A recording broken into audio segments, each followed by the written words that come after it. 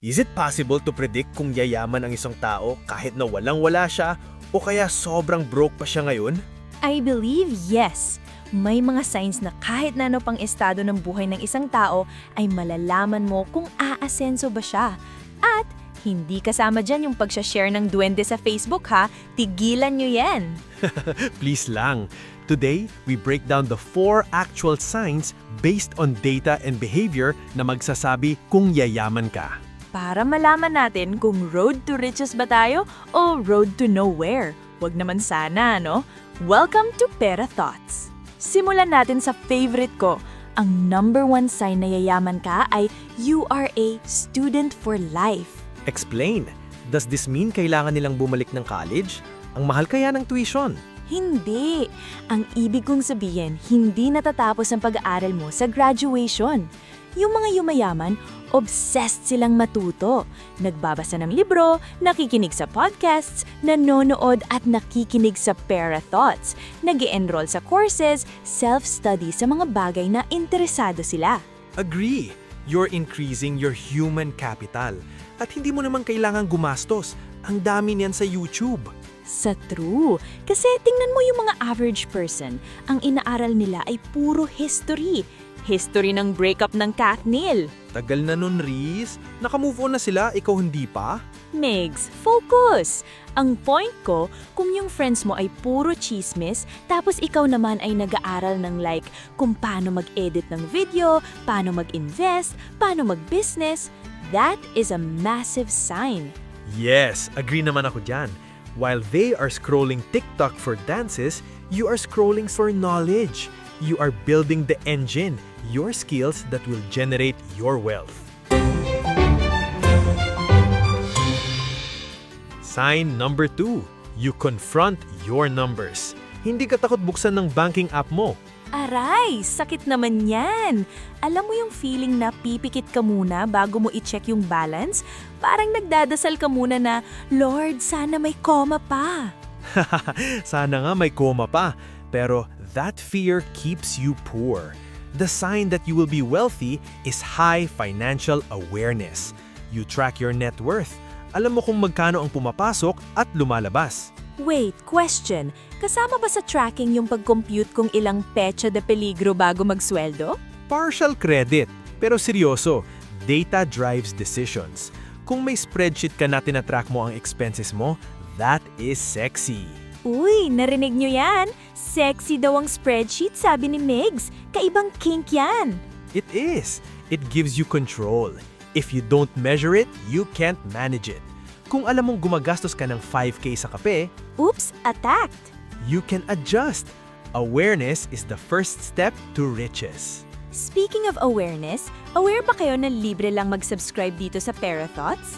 Smooth transition. Di ba? Click nyo na yung subscribe button at notification bell para maging sexy din kayo, financially, tulad ng spreadsheet ni Migs. Yung spreadsheet ko talaga. And like this video na rin at mag-promise kayo na kaya nyong i-check yung bank balance nyo today without crying. Okay, third sign. Ito mindset naman. Yayaman ka kung solution-oriented ka. Bawal ang sad boy attitude dito. Elaborate please.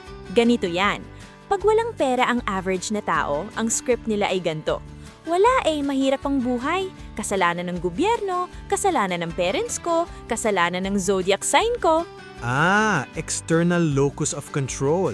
Blaming everyone else. Lahat na lang ng pwedeng sisihin ay sisisihin, except self. Tumpak! Pero ang isang taong yayaman naman ang script naman nila ay ganito. Okay, broke ako ngayon, anong racket kaya ang pwede kong gawin? Ano kayang pwede kong ibenta? Pwede ba ako mag-freelance? Resourcefulness. I like it. Yes, high agency. Naniniwala ka na may magagawa ka. Kung madidiskarte ka at hindi ka lang naghihintay ng ayuda, yayaman ka talaga. Kasi business is literally just solving problems for profit. If you can solve your own problems, you can solve others' problems and get paid for it. Kaya sa mga mahilig magreklamo dyan convert nyo yung reklamo into energy. Pera din yun. Correct. Last sign, Migs. Ano ang finishing blow? Sign number 4. You have mastered delayed gratification. Perang love life? Willing mag-wait sa the one? Sure, let's go with that. Pero sa pera, ibig sabihin nito, you play the long game. Hindi ka one-day millionaire. So, bawal ang deserve ko to mindset every day. Pwede naman, pero planned. Ang sign na yayaman ka, willing kang mag-sacrifice ng konting comfort ngayon para sa luxury later.